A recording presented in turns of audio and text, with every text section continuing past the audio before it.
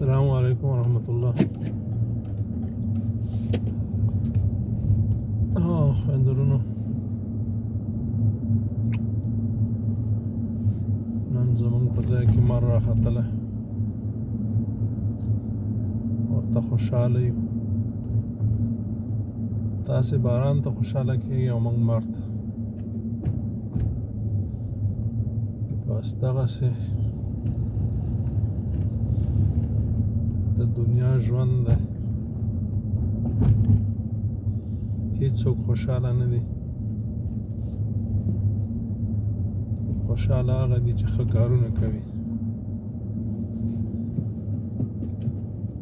او ښه کارونه نن سبا خو کوچنیان هم په پوهېږي چې کوم ښه کار دی کوم بد. هغه چې ځان نه بولا جوړي او ځان په وره چې هغه خو بله خبره ده. که نه نو تاسې باور وکړئ چې 15 کلن ماشومان هم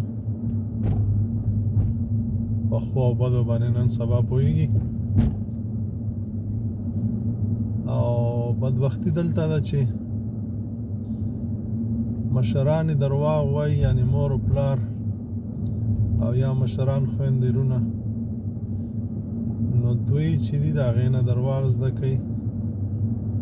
بیا چې غلط کار وکړي، بېلګه یو وړه درته وایم، یا یو خوږ شی چې پټ کړي، مور ورنه پوښتنه وکړي چې شی دی، لاس کې لاس شاته ونیسي، خو همدغه ځای نه شروع شي.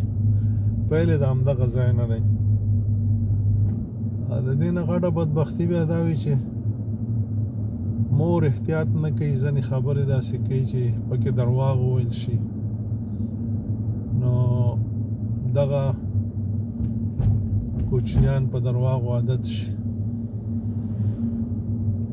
تاسې به وګورئ ډېر داسې کوچنیان، دوی خو بیا چې 8-9 کاله ته شي، نو هغه بیا عادت شي، بیا مور ته نه وایي. خو که ځینې ځایونو کې داسې کېږي چې مور ته بچي وایي چې ولې درواغ وایي.